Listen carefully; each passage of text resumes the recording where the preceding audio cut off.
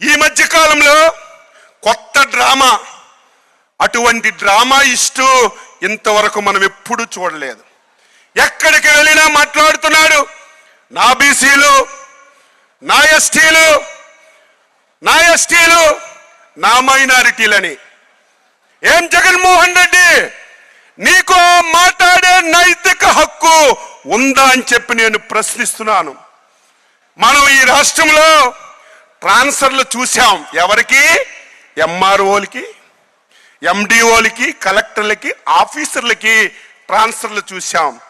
First time ఈ జగన్మోహన్ రెడ్డి ఎమ్మెల్యేలకి, ఎంపీలకి transfer చేయడం మొదలుపెట్టాడు. ఎక్కడైనా ఉందా? ప్రజలంటే అంత పనికిమాని వాళ్ళ కనిపిస్తున్నారా? నువ్వు ఏది గీస్తే దాన్ని అమలు చేస్తారని అనుకుంటున్నావా? నీ మతం ఏంటి?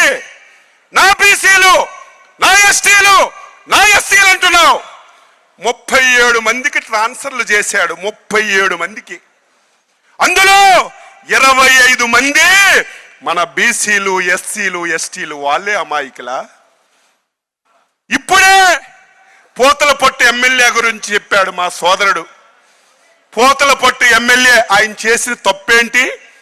పెద్దిరెడ్డి కూర్చోమంటే కూర్చున్నాడు, పెద్దిరెడ్డి సంతకం పెట్టమంటే సంతకం పెట్టాడు, పెద్దిరెడ్డి లెగిసి దండం పెట్టమంటే దండం పెట్టాడు. 4.5 సంవత్సరాలు పెద్దిరెడ్డి చెప్పిందంతా చేస్తే ఈరోజు జగన్మోహన్ రెడ్డి ఆయన అవినీతి పరుడని, ఆయన మీద రిపోర్ట్లన్నీ వ్యతిరేకంగా వస్తున్నాయని ఒక దళితుడికి నువ్వు ఎమ్మెల్యే టిక్కెట్ ఇవ్వకుండా, ఏం నీకు దమ్ము ధైర్యం ఉంటే, నువ్వు నిజమైనటువంటి నాయకుడు అయితే పెద్దిరెడ్డి మీద ఎన్ని అవినీతి ఆరోపణలు ఉన్నాయో మీకు తెలుసు, వారి కుమారుడి మీద ఎన్ని అవినీతి ఆరోపణలు ఉన్నాయో తెలుసు. ఈరోజు పెద్దిరెడ్డి కుమారుడు పార్లమెంటు పార్టీ నాయకుడిగా వ్యవహరిస్తున్నాడు. నోటికి గుడ్డ కట్టుకుంటాడు తప్ప ఒక్క రోజైనా పార్లమెంటులో మన రాష్ట్ర సమస్యల గురించి మాట్లాడినటువంటి వారికి సీట్లు ఇస్తావు.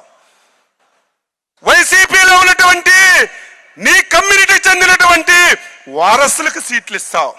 కానీ మా బీసీలకి నోరు లేదు, మా ఎస్సీలకి నోరు లేదు, మా ఎస్టీలకి నోరు లేదని మమ్మల్ని ఈ రకంగా హింస పెడుతున్నావే. ఖబర్దార్ జగన్మోహన్ రెడ్డి, రేపు 2024 ఎలక్షన్లలో అచ్చెన్నాయుడు సంవత్సరం నుంచి చెప్తున్నాడు. నేను చెప్తే మీరు నమ్మలేదు. ఈయనకి పెద్ద నోరుంది, మైకు పట్టుకుంటే మాట్లాడతాడని చాలా మంది ఎగతాళి చేశారు. 160 స్థానాలు, దానికి 1, 2 ఎక్కువ వస్తాయి తప్ప తగ్గినటువంటి పరిస్థితి లేదు.